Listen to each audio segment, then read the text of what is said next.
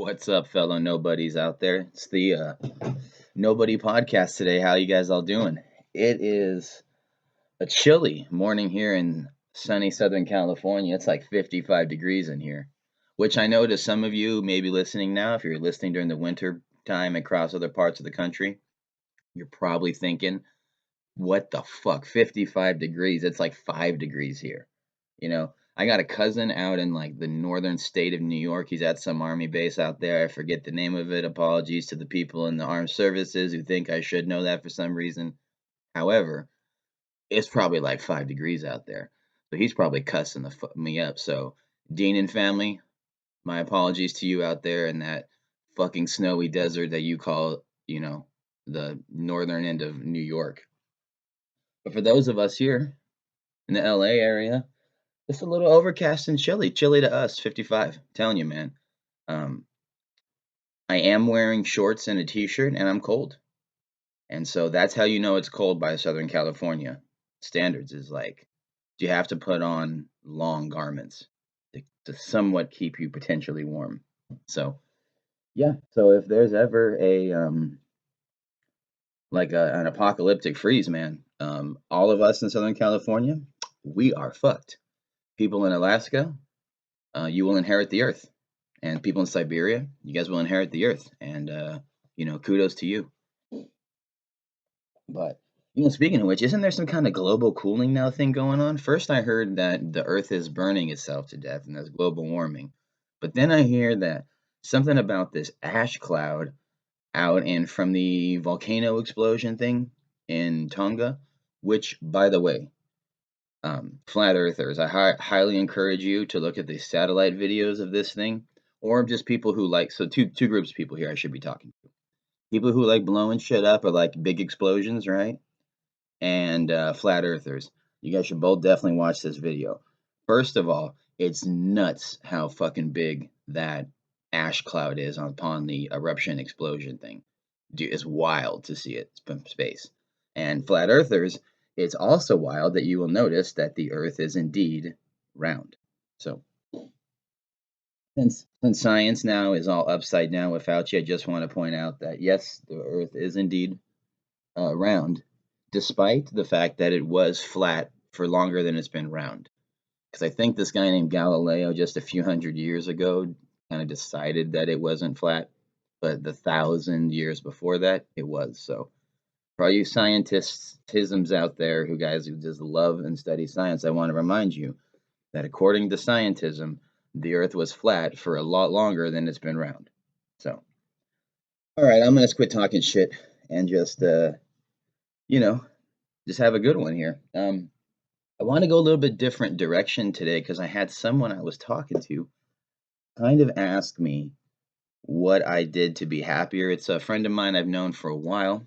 We hadn't hung out in a while, especially during all this COVID baloney. I mean, virus, whatever you want to call it, the COVID response. We haven't hung out, so I finally hung out with him. I saw him. He was on the more cautious side of this stuff, so that's why we didn't hang out because I'm a dirty fucking person who doesn't, wash my hands after I urinate. And, so he's probably like, yeah, I think I'm good, man. I think I'm going to wait to hang out with this Kellogg fool for a little while. So we hung out and he was like telling me after like a drink that he's like, dude, you're like way like more relaxed, more happy, like what happened? And so I just kind of gave him a rundown. And so that inspired like this little podcast here. So by no means am I saying I have a stress-free, wonderful, great life. Dude, I'm a single dad who makes roughly $50,000 a year. And it's I'm pinching pennies over here. I'm not going to pretend. I live in a real estate market in Southern California. Thank God I have enough sense, followed the economy to know when roughly the bottom of the market was, and I bought a nice little house here. I was also very lucky in getting the house because it's from the family. But anyway, long story short, that it it's not easy by any means, So I understand. So don't take this as like I'm happy, some completed work of art here that's just living it up and telling you guys what to do. I still got bills I can pay. I still got some credit card debt. It's nothing that I can't manage. But what I mean, and by manage, I mean pay off. And so what I mean is that I'm not exactly some like I'm not the Sistine roof of the Sistine Chapel or nothing. I'm fucking a work in progress, right? I'm like you finished.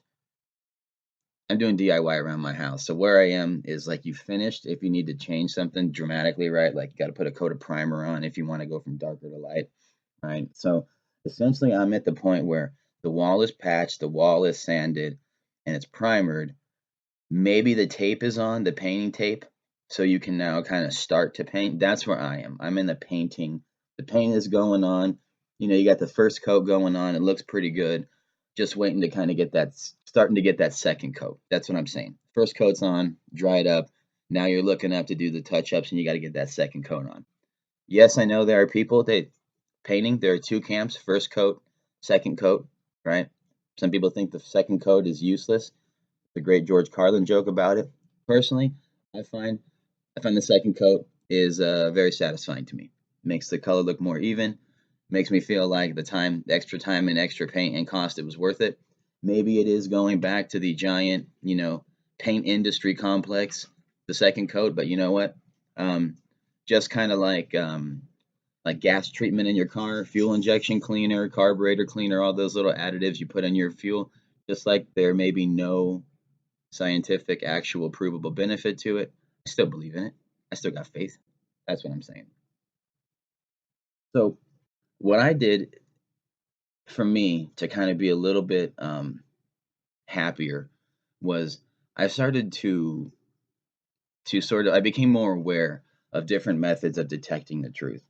And the first one that I learned was when my grandpa was around and he was alive, is that he told me if you want to know the truth, you got to follow the money. That unfortunately, because of our American culture, it's all about money. And so that truth and money are essentially inherently linked. And so ever since I started thinking about that, I noticed that anytime I'm either watching TV or a YouTube video or reading something, anytime I'm getting some kind of input, anytime someone says that the cause of something or cause of some current event, usually, is political related, I can automatically assume that they're wrong, even if it is politically on the surface, that there is most definitely an economic link to it. And since everything is about money, the truth is somewhere in there, hidden most definitely. The other thing I did was I've been a Bob Marley fan for a long time, since I was like a young teenager, right? That preteen teenage. And so um, in the song "Jah Live," there's this line that I've actually incorporated into my life, and it's simply this: it's the truth is an offense, but not a sin.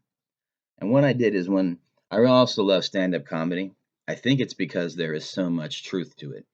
And my favorites are guys like Patrice O'Neill, George Carlin, Doug Stanhope, right? These guys who are considered highly offensive. But I also like them because in that offensive humor is the truth. And I appreciate these guys for speaking their truth, right? It may not necessarily be that I agree with them politically or their opinions, but I absolutely revere the fact that these guys tell the truth. And so um, I've learned that's why comedians are so important, is that they are, and we need to let them say whatever the fuck they want whenever they want. Let the market decide what is what is good and bad. And by the market, I mean us, the people. But never at any point should there be any censorship of this at all, ever. Have no problem with politicians censoring, right? Because they're children potentially, even though children should not be listening to politics by any means. But still, it's a widespread communication. A politician is sort of a means of communication. So to me, it seems like I get why they should be censored or why you would want them to be censored. However, comedians are the exact opposite. They should go entirely uncensored. And so there is this sort of link between that lyric and comedians, and that's why I love guys like Patrice O'Neill, because they say something that is very offensive in a funny way so that we can digest it. Most of what he says about like male female relations, especially ones from the male point of view, right, as offensive as it may be, are so true that it's funny because we as men, we are not allowed to express that or acknowledge these behaviors in any way, right? One of the jokes I'm thinking that comes to mind is like they talk about how men never ask women about if they've taken their vitamins and their pills and their medication, if they're following doctor's advice, right? Because we don't care that way, right? We want to fix problems, we don't want to nurture. And women are the ones who do care and nurture, and so it's this dynamic that as men, we're not allowed to talk about the fact that, yeah, we really actually don't care about your health. We don't care about your longevity. Like, we don't mean that in a bad way. It's just that we don't care about it ourselves. It's not on our radar. And so he does this great job of talking about offensive things and bringing them into light. And what I've noticed is that when someone is offended by something, especially things that are seemingly unoffensive, then I've learned that this what makes I've learned and what has also has helped make me happier is that that kind of tells me that I'm close to the truth. When someone is offended, and I'll give you an example. Like if you bring up the conversation that there is a multiple times higher suicide rate amongst transgender people than non-transgender people, they get offended about it. And so to me that means that, oh, okay, we are a little too close to the truth here. That's if you really want to solve the problem, that's where you start looking. Is in those sensitive areas where people are offended. Also the things like culture, education and income, right? If um one thing I love to do to play with this concept of race, income, and race, income, and education, they're all related. Is that when people say it's about race, I like to ask, I love to do this to white people. I ask this question: are Nigerians black? And most of the time the answer is, well, yes, they are. But if you ask a black person, hey, bro, man, are Nigerians black? Their answer is almost uniformly, hell no, no, they're not. I mean, their skin is, but they're not black, right? So this is what I say is that Nigerians go against every black education, culture, income stereotype you could ever imagine. They're on sort of the opposite side of it. And so they are this quote abnormality in the race point of view because they are the same race as black people, but they are of a different culture. And so when we talk about culture, education, and income inequality, essentially what we people get offended because what you're saying is that where the truth is that something in the culture usually prioritizes education, which then breeds income inequality. And it's really a matter of what are your cultural priorities? And so, because that is so offensive, because it's so personal, it tells me that that is where the truth lies. That the difference in income inequality isn't race as much as it is your cultural priorities. And so, um, to me, that's why it's so offensive because it is hitting the truth. It's rubbing, like, it's pointing to the cut and trying to do something to it when people just want an anesthesia. They just want the morphine. They don't want the wound treated. And so this is, the other thing is, personally for me, I'm a parent. It's the most important personal thing to me that I could ever think of is parenting. That's the thing. So the other thing is if you bring up parenting and children's outcomes, like how they live their life, what became of them, that's highly personal. And people get highly offended if you talk about it, which tells me that there is something to, what, if how a child, what is the result of a child in adulthood speaks volumes as to how effective a parent you were. And people who have fucked up adult children are highly offended because the truth is they don't probably want to take responsibility for some decisions they made as parents that they thought were the right decisions, but they were actually not. And instead of, you know, sort of taking the responsibility for this, they sort of they get offended by that. The third way you can do to detecting the truth in your life and making yourself, I think, which makes yourself a happier person is just by sort of living the truth. No one ever talks about how, I guess, to live the truth, but for me, these are just the things I've done to help myself, like, sort of live in that space more. The third thing is that I learned to talk with people of a different opinion and experiences, but here's where it's different. You have to treat those opinions and experiences as if they are facts. Of course, there are facts and studies that you can refer those opinions to or compare them to, but the reason why it's important is because I believe we all have a shared experience in this. We are all part of this one entity. I call it God. You can call it whatever you else, right? Later, we'll get to this part about faith, religion, all this stuff. But what I'm saying is, I believe we all are part of this same shared experience. We are all part of this one unifying meta consciousness.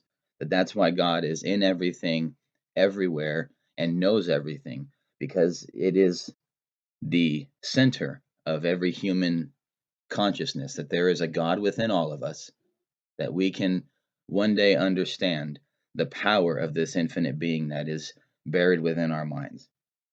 And so, by asking people of a different cultural experience and taking their opinion as if it were true and just saying, hey, you know what, that's equal to my opinion.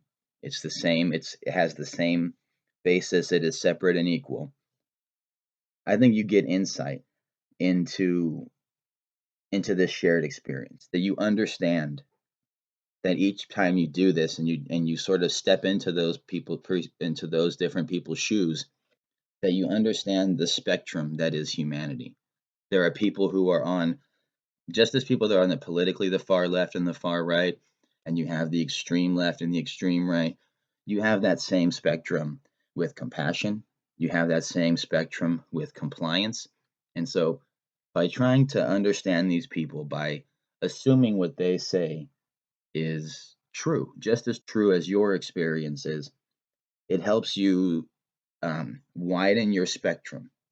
Just like a scientific study, if you get more results, you get more input, more data, it makes it a little bit more true because it's a greater sample of everybody.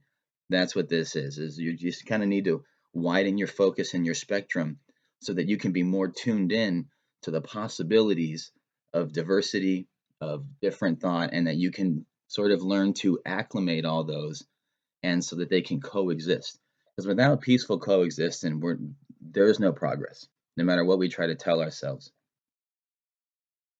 The fourth thing, and I think it's the most important thing, is you got to read. And the problem I have with school is you keep hearing everything. My kids, right, they're in second and third grade now. And when they were little, you got to read every day for 20, 30 minutes, 15 minutes, right? You got to read. You have like reading on your own time, and then you'd have like reading on the tablet. And so, they're doing like 30, 45 minutes of reading easy a day, plus whatever they're doing in class when they're in class. And so they have all this reading. No one tells kids that the reason why reading is so important, why we teach kids to do it young, like the first thing that they do in school before writing or before anything. Second thing they do, or the first thing they actually do is learn to talk. That's the most important human skill of communication. In my opinion, the next most important thing is reading. The reason why is reading, and then I got this totally from Jordan Peterson. Kudos to that man. Thank you, sir, for your hard work and for your sacrifice, for helping kind of sort of restore a little bit of balance and sensibility to our widening cultural perspective. But reading it is a passenger seat. It is a view into another way of thinking, into someone else's mind. It's again like number three about talking to people and widening your spectrum. Reading is the same thing. You get to sit, you get to have a window into another person's mind and sit in their passenger seat. And this is why I think that podcasts like the Joe Rogan Experience or the Andrew Huberman podcast are so popular. It's because it's like reading with your ears. You're getting this information, this insight into someone else's mind, these long form sort of semi-personal conversations on a topic that um that is I think is no different than reading. It's just instead of using your eyes to and your mind to sort of go with it, you're just using your ears. The input is different, but that's why like Dan Carlin's Hardcore History is so damn popular because these things are it's a more natural, easier way of reading. As before, as kids, again, we learn to speak and listen when we're long before we learn to read and write. And so when you have something that is auditory based, especially I think for men too, it makes it a little easier for us to digest. I was always much better at in school at listening to something and seeing it, and I could sort of commit it to memory easier. And then if I wrote it down, I remember that was like a 2 or 3 step process for me that helped me remember things. And a lot of my guy friends I are similar to that. So the second thing that I did to be happy is I started doing a lot more physical exertion. When I was a kid, I was a lot happier. I played a lot more sports. I was a lot more active outside. We didn't have the internet, anything like that. So for me, I have learned that the best thing for me is to get my body active early, like first thing in the morning. My one exception is when I'm doing these podcasts, because if I work out and then try to think and talk, man, my brain is fucking gone. It's juiced. So that's the one exception. Otherwise, that's the first thing I do every morning is I do some sort of workout. It kind of, and then to me, it sets the tone like later in the day for eating healthier. If if I lay around all day just hanging out playing Red Dead Redemption 2, my eating habits and personal habits are way worse than if I get up and do something that I enjoy doing, which is what you need to do is be doing physical activity that you actually like to do. For me, it's weights, kickboxing, riding like a bike. In my case, it's the what's it called? I can't remember the name. Tension bike. Thank you. Tension bike that that kind of keeps me um going. And it's those things that if you enjoy doing it, you're going to keep doing it like consistently, which is what you is probably the best thing for you to do is consistently work out. And then on top of yourself, for me, it's easier for me to push myself and to try to widen my gains because um, if I enjoy doing it, I'm gonna try to get better at it for sure. That's just toward the nature of who I am. Um, and I notice that as I exert myself, it helps keep me calmer, and it kind of helps my meditative activities easier to do. And by that I mean like I I have a very hard time just sitting around meditating. I just can't go sit on a stump and just be at one with nature around me or the city around me. It's not it's very difficult for me to feel that relief that that you get when you do something. And so for me, it's archery. It's very calming for me to like focus on my breath and sort of relaxing so that I'm not tense and that my sight isn't floating over the target. I need to it's this thing about you focus inward to sort of calm yourself, and then just the pure focus on the target is very mentally relieving to me. And the same is true for stretching. I like to stretch in the morning when I kind of first get up or get going a little bit, and then again at night. I've noticed that um, if I like focus on my breath and I focus on relaxing, I go deeper into the stretches. I feel better afterwards. I feel more relaxed. It's the feeling I used to feel once in a while from just sitting still and meditating. I'm sure there's a great value in that. Where I am though, personally, is I am not practiced enough or experienced enough or mature enough to be able to sort of go into that state. For me, I need something to keep my mind focused on, like a target or a stretch. My breath, definitely when I'm like lifting weights, is because I do the interval timing, so I have a minute to calm myself and to like catch my breath and to sort of try to like rebuild my stamina as quick as I can for the next um, exercise. Also, really highly recommend things like long dog walks. That's perfect for me for thinking and planning. Things like right now, I'm doing some DIY projects around my house.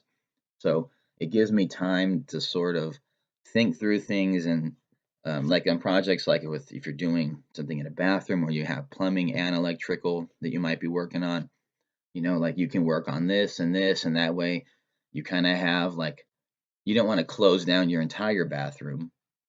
So, because you might need it to get ready for school and stuff and work. So for me, it's like things that gives me time to sort of think about things. When I was gardening, I'm not this year because of, fixing my house on the inside. It helped me think of what I have to do, what do I have to plan, maybe my water schedule needs to be adjusted, things like that. So those are um, the physical exertion to me is linked with the mental calmness. And to me, that I think it's probably true for most people, especially if you're younger, right? I'm 41, so I'm not old by any means. And I'm not physically inactive by any means. I still have a lot of energy. But I imagine at 25 and 21, you have a fucking lot more energy than I do now, because I remember being that age and having a shitload more energy. So you might need things like archery, or if you have a gun and you want to go shooting, some sort of focus activity that will keep your body engaged, but your mind is sort of like the chief. Like you have to sort of keep things chill. The the third thing I've done that really has helped me be a little bit happier is I think the best way to just simply say it is that I stand up to bullshit. Um, I learned it's okay not to be nice, that the best thing to be is calm and assertive. I got to give credit to Cesar Millan here. Yeah, the dog whisperer Cesar Millan, the tiny little Mexican, Salvadorian, Central American guy. I don't know. I don't know, man. It doesn't matter. But I'm talking that Cesar Millan, that guy, the little dude, the dog whisperer. There is something true about we're kind of like pack animals and just being calm and assertive. It's um, you get respect and you disarm any potential situations. Now, there are some times when people are just going to be on the edge, and it's almost impossible to disarm it. They might be looking for a fight type of situation, but outside of that, um, I would highly recommend that you stop being nice and you just be calm and assertive. This is what I want. This is what's going to happen, and you don't get mad. I mean, I'm not saying you can't be mad on the inside, but um, you want to seem at least as if you are not irrational. The more crazy and irrational, emotional that you are, the less likely you are that people are going to actually. Well, when you're emotional, that's kind of your own bullshit. So you want to stay away from this. You want to call out bullshit, not create it. So to me, sort of, having a little bit more, I don't want to say control, but maybe, awareness of your emotional state definitely will help you, call out bullshit. I would call out I now call out contradictions too. I but when I say stand up to bullshit and be honest, there's a caveat. I'm saying is that no like real lies. Those little white lies, I guess we could call them that way. Those are okay. The Santa Claus, you know, let's see. You're not supposed to, let's say you're doing something that you don't want kids to know about really. Um, let's say, oh, for example, one time, right? Smoking is bad, right? But my my kid's school called because one of the classmates was exposed with COVID, so I went and go picked him up. And it was after a workout and with everything, I was having my coffee and a cigar in the patio. So I went to go get him. I forgot about both. So he's out there, and later he looks out and he sees a cigar, and he's like, "Daddy, were you smoking?" And I white lied and said, "Oh, no, I was going to, but then I decided not to because I wanted to be healthy because I had just worked out." Right? Those type of things you can't explain to the kid, or I don't want to when he's 8 to explain to him. it's okay to smoke this because I'm not actually inhaling it and it's not actually bad for me if I'm not inhaling it. But if I smoke this other stuff over here, cannabis, but I do inhale it, like there's these caveats that for children, I just want him to stay away from smoking until he's like out of college kind of thing. Just all of it in general. So I'm not saying go total truth, tell your kids about Santa Claus is bullshit and that the story of Jesus is eerily similar to Krishna and Horus and other sun gods. Like I'm not saying blanket. I'm just saying you got to pick your stuff. You got to make it like age appropriate. The last thing I did as far as um, one thing that so someone when I was a kid, my grandpa would tell me like respect is earned.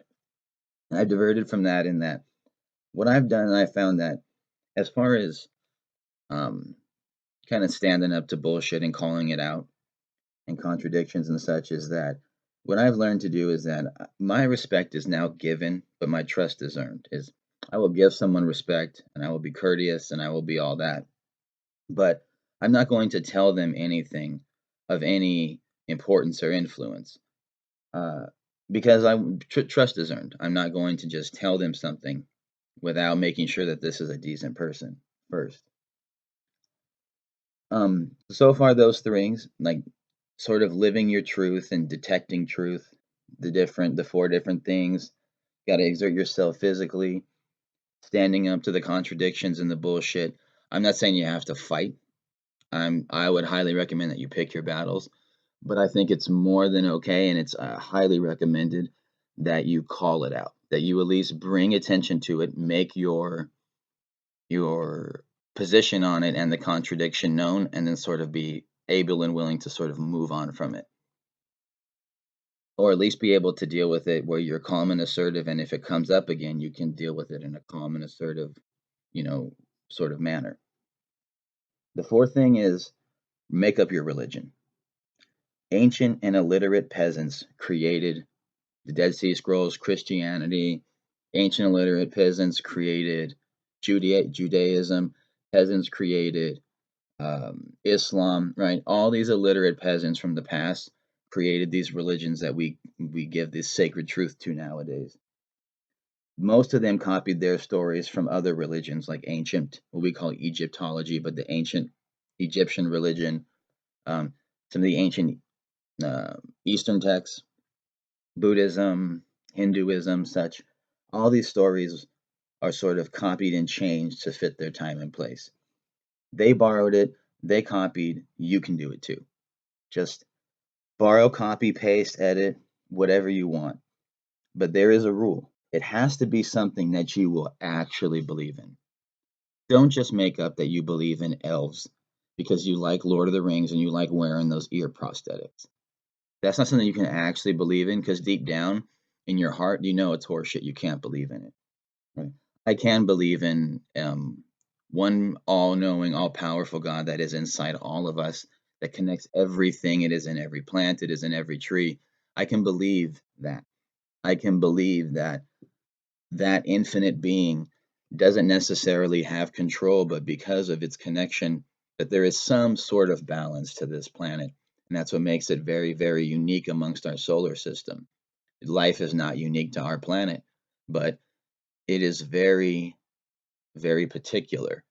And because of that, it is special and sort of sacred because of how rare and unexpected it is and uncommon in the galaxy, or at least this level of life. Right? I'm sure there's bacteria all over the solar system and all over the universe, but has it organized itself into natural hierarchies in which elements like hydrogen and carbon and water, which is not, have, well, anyway, it's a collection of elements, hydrogen, oxygen. Point is that they have cycles in which they recycle this so that every atom is sort of accounted for and reused. Excuse me.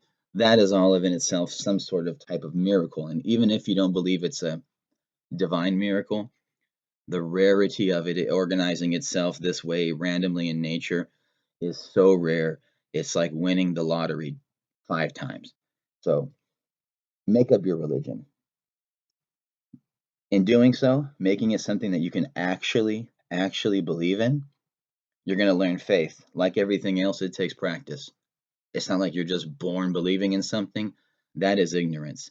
That is conformity. Those are not traits that I would ever hold highly to any human being. Any human being holding those two forms, it's very easy for me to dehumanize them and disrespect them or hold a very low thought for them in my own personal. That's just my own personal bias. But I'm not talking compliance.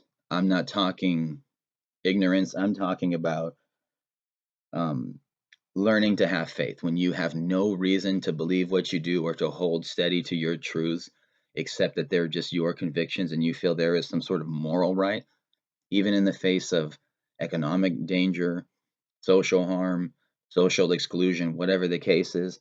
That's the type of faith that I think that you need to make yourself happy. It's a reassurance that you yourself are sort of honed in on the right things and things that are important to you. Lastly, you got to have love. Um, you can have a hateful religion. I can't imagine how it's going to serve you very well. Because the thing about love is that it includes forgiveness, compassion, and empathy. And all of those things are like paramount. I mean, I'm talking cornerstones to happiness. That maybe the fourth one is, having loved ones in a social group. But without empathy, compassion, and forgiveness, you're not going to have that social pillar. That you're not going to have those people in your life. Fifth final thing is you have to be making progress. I'm not saying you have to build the fucking Eiffel Tower, but find something that you want or that you want to do and take steps to do it. My opinion as a man, my suggestion is for men. Love the ladies, but I can't speak for you because I got a dick and swinging balls, and so for me to sit there and try to say what I would do if I was a woman without having any personal experience at it, that's not good for me. I can't do that. So for guys here, I highly recommend that you learn like skills that you like, something that you like to do that will serve you well. Skills are good because they are something like they not only teach you something that gives you an ability to help yourself, but it also gives you some sort of uh, ability to help others or some sort of marketable value for speaking economically. They fulfill all things, right? They can make you more money, they can give you more confidence, and they fulfill a purpose for other people or a need for other people. I think these are all the very key things to happiness is to being able to sort of serve others while serving yourself. That's kind of that win-win. And then if you can make money or more money doing it, to me that's like a trifecta as far as happiness. So me, I would suggest things like cooking. We don't place enough value in cooking amongst men. We kind of used to think of that as this is a womanly, excuse me, task. Um, the reality is um, a lot of the best chefs are men. Um, so obviously men can cook. I'm not saying that we're the best, so we should do it. I'm just saying that it's apparent that it's something that we can do and we can do well if we can focus in on it. You have a passion for it. Repairing things, fixing things, whether it's little things around your house, like surface things, like being able to change fixtures for lighting fixtures, being able to, you know, um, swap out sockets or switches. I highly recommend you turn the power off if you don't have any experiments, because if you don't have any experience doing it, turn the power off to your whole house. Don't even worry about it. Turn all the breakers off. Um, that way you don't get electrocuted. So, just like a basic 101 for the noobs, I would go ahead and do that. Um, so, also in the same line of like fixing things, learning to repair things, or not like cars, to like certain things start with brakes, start with oil change, start with your, fuel injection system, which is a little bit not complicated, but it's a pain in the ass to get to. Um, or building things. Personally, I like carpentry and woodworking. It'd be dope to learn how to build like bunk bed. Dope to learn how to build a cabinet, maybe the frame for a couch. So, um, or anything else that might help you in your like a career or an interest. Not necessarily that has to be of service to other people or marketable, right? Hunting really isn't of much service to other people, except unless you're going to give it away. And maybe it's not really marketable, but it's something that you would like to do. Teach, like for me, I want to do it because it teaches me like that extreme independence. Investing, personally, another thing for me. It's not going to necessarily help with my career, but it will help with my lifestyle later. Playing an instrument, learning an instrument, whether it's a digital instrument on the computer, like a drum machine, or whether it's learning to play like those drum machine pads that sort of cycle through. You play like the snare and then you save it and it will loop it like a looping machine. Um, Writing a novel, starting a podcast, right? Something you could do something that you're going to kind of have to get good at. That at first you're not very good, but that with time and persistence and effort, you're going to improve. Even on a podcast, if no one's listening, right? I would hope that after my 50th episode, I would be better at this than at my first. So that you would be able to listen to it and go, oh, okay, this is just without even listening before or having any idea of my other previous podcasts, that I would hope that you'd be able to listen to podcast 1 and podcast 50 and without being known which one is 1 or 50, differentiate which one is 50 because it's a little bit better quality. So that's kind of the stuff. But I think the key here is you kind of want to find something that is a service to yourself, a service to others, and has some sort of benefit to you in some sort of, I don't want to say economic way, but in some way a sort of providing for yourself. Because I think for men, it's important to us to be providers. We we can pretend to throw away these gender roles all that we want. Um, it took me 10 years to overcome the whole bullshit, this crap that I learned in college, this whole, gender roles aren't true. And it's not, it's right. It's not true for every single person. But on a sort of overall general scale, it's pretty damn close. And so for me, I just think that it just generally speaking, if I'm talking to the men out there for a minute here again, generally speaking, a vast majority of you, if you do something that is going to sort of help build your ability to be a provider or to provide for yourself, your people you care for, your family, your loved ones, that is going to give you a great deal of satisfaction, more so than working 60 hours. If you work 60 hours and you can make money, right, then it's worth it. But you take care of your family, then it's worth it. I understand where you're coming from. But um, the key to happiness is there, to me, in my opinion, is there's an exchange between giving and giving back that we as people love. We love to give. We love to bestow something upon others.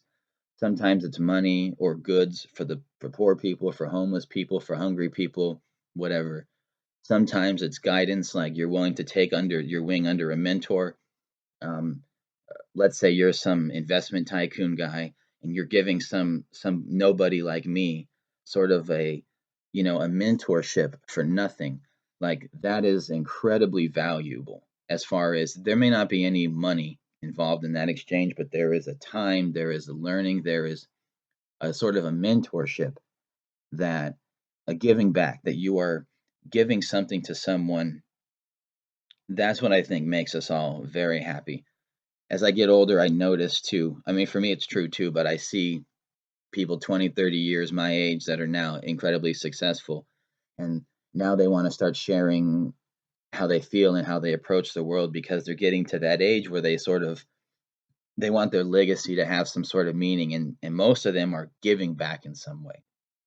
So I think this is paramount to happiness. I think that's why you see a lot of these super wealthy, rich people giving back, because it does make them feel good. It does give them a sense of accomplishment and purpose, and it does give them a sense of contribution. And I think it does feel something that we all need to make us feel happier. So anyway, guys, and girls, I appreciate you guys listening to this one. I hope it helps make you happier. Please leave your comments, criticisms, whatever you guys like in the comments below. I will definitely engage and take my time to look through them all, respond as best as I can. But take care of yourselves, guys. Give your children and parents and loved ones a hug. Tell your friends, You don't have to be sappy about it, but you know, just tell them that you appreciate them, I guess, right? So anyway, guys, have a great one. This last day of January, we'll see what happens for February, especially in the market. Rates are getting raised in March supposedly, so it's going to be a interesting month. But anyway, guys, take care of yourselves and enjoy your week. Enjoy yourselves. Talk to you guys soon.